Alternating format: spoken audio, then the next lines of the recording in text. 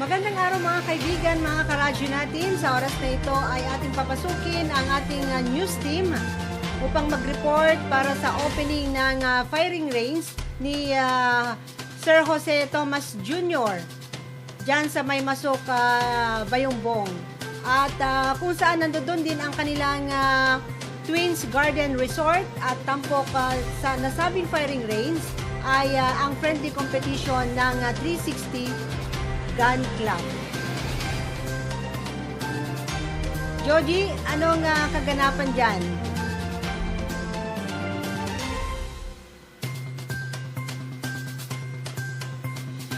Yes, Ma'am Nids, at narito nga po tayo live sa may firing range ni Sir Jun Tam-ana. At nasa loob nga po ang ating kasamahan na si Sir Julius Cesar Seva upang kumuha po ng update.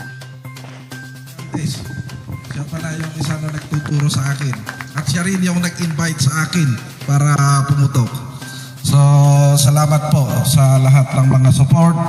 At hindi ko po makakalimutan yung dalawa kong partner dito na laging tumutulong sa akin, si Cap Ben Pagtulingan, and of course, my good friend, Kenneth Bakling. And of course, hindi ko makakalimutan, I have here with me my wife. Dito po yung asawa ko, yung magandang asawa ko. Tumayo ka nga para makilala ka naman ni Sir. Okay. Baka makalimutan ko ulit Kap eh. Magagalit si Sir eh. Hi, good morning everyone. Sir Jun, Mayor, Colonel, Sir Val, my fellow shooters from the Vizcaya Gun Club and the gun club that General Val created, Team 360. So, we would like to endeavor for safe shooting. Hindi na yung 360 Pops.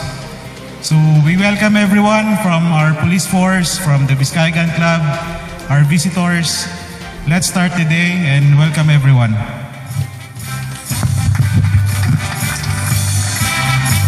Thank you so much, sir.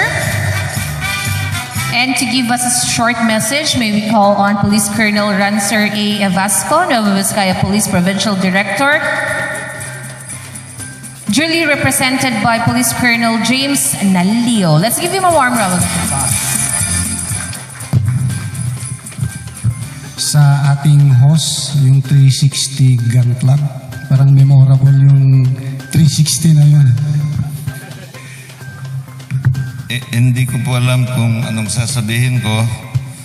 Una, ang sabi ng ating may-ari ng shooting range, very nice day. Ang nakalimutan niya, we have also very nice ladies. Of course, we're all honored of the presence of our very own General Val De Leon, di ba? Ito, taga Santa Rosa ito, di ba? Kapben, sa may tabi ng barangay hall ni Kapitan Barnacha, si Rodi. No? Val, nandun yung barangay hall natin tabi ng bahay mo. No? So, again, welcome to your hometown. I know that you love Bayongbong. Also, Bayongbong is very lucky that we have 3 more generals, incumbent at that come from Bayongbong. And we're proud to say that these 3 generals, aside from General Val, are, they call it, nandiyan na po, parating na. No? Number 1 in our list is our NCRPO Commander, General Enteng Danao, who's my neighbor. Now, nagpatayo na rin sa Santa Rosa, malapit kay General Val.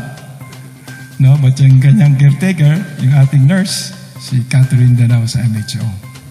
Also, equally great is another neighbor of mine, Major General Lito Casimiro. He used to be our regional director here in Region 2. And then ngayon, Directorate for Logistics. But before that, he was Deputy for Logistics. Kaya General Bal, ang bayan ng Bayambong, 4 years in a row, award din ni Senator Ping Lacson ng mga equipments, police equipments ng Police Foundation ni Senator Ping.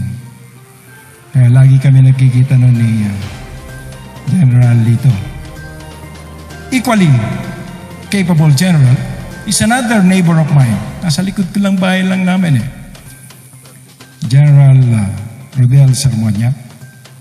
Used to be with Region 3, now with the headquarters.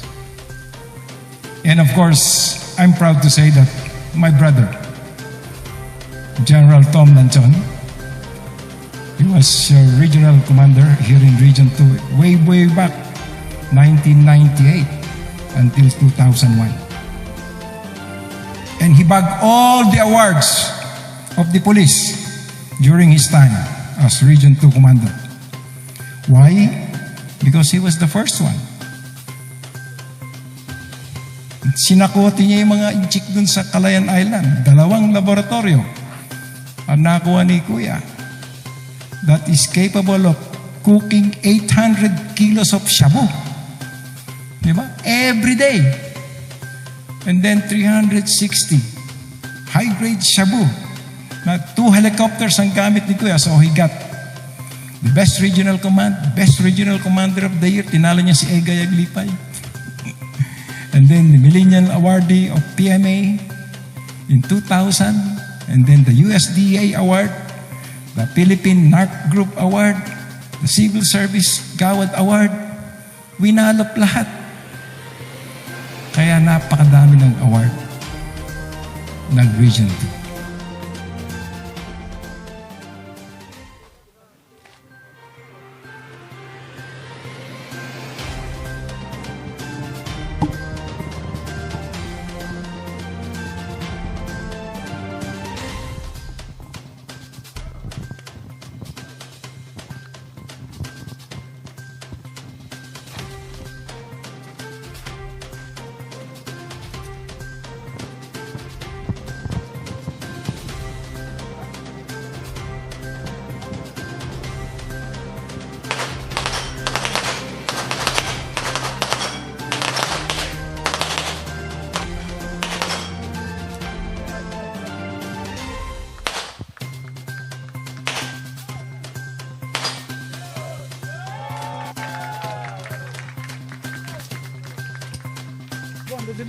Ayan, magandang umaga po sir. Sir, ano pong mensahe ninyo po sa mga gun enthusiasts o sa mga gun owners po sir?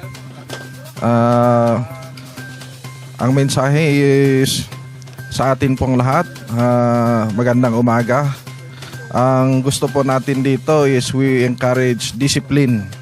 Discipline in handling our firearms, and safety is our priority kung bakit po natin pinatayo itong firing range, para po lahat ng mga humahawak ng baril is matutunan nila yung safety at discipline sa paggamit at paghawak po ng baril.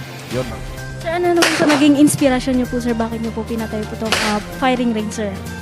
Ang naging inspirasyon ko is yung mga shooters enthusiast ng Bayambong, at lahat po, at para po sa lahat ng enthusiast ng humahawak ng baril dito sa probinsya natin na Nueva Vizcaya. Yon lang po. Thank you very much po sir. Magandang umaga po, Police Major Maribay. Isa po sa mga kampiyon sa mga shoot fest. At ano pong masasabi natin sa aktibidad ngayon na i-launch po itong bagong firing range? Yes, isa po itong blessing na meron po tayong another ipatayong firing range sa bayan ng Bayambong through Honorable Jose Tamant Senior. So, isa naman pong institution na ito po yung isang bagay na ma-develop po yung mga shooters natin. Not only the shooters, but only the people of Bayambong or other mga provinces na engaged sa mga shoot fest competition. So itong activity ito, gine-grace po ito ng ating buting mayor at ating buting regional director ng PRO3, si Police Brigadier General Calderon. And marami po mga Vizcaya Gun Club and other gun club dito sa buong Vizcaya po. Sir, ano po mensahe natin sa mga gun enthusiasts sa Vizcaya at sa iba pang mga karating probinsya? Yes, today is the opening, and then tuloy-tuloy na po to. More firing range ang ipapatayo, more bay to come, and inaanyahan po natin ng mga other shooters na other province na ito po, time to time, pwede po tayong pumutok dito sa Jose Taman Tomas Senior Firing Range. So, inaanyahan po namin kayo, not only on firearms experience, kumbaga ma-develop yung mga expertise natin when it comes to firearms. Maraming salamat, sir. Ma'am Nids, at yan po ang aming update at naging successful nga po ang opening ng firing range ni Sir Jun Tamaan Tomas at ang kanyang gun club na 360. Maraming salamat, Joji, at ingat kayo sa pag-uwi. Mga karadyo natin, manatiling nakatutok pa rin sa impilang ito para sa mga iba pang update.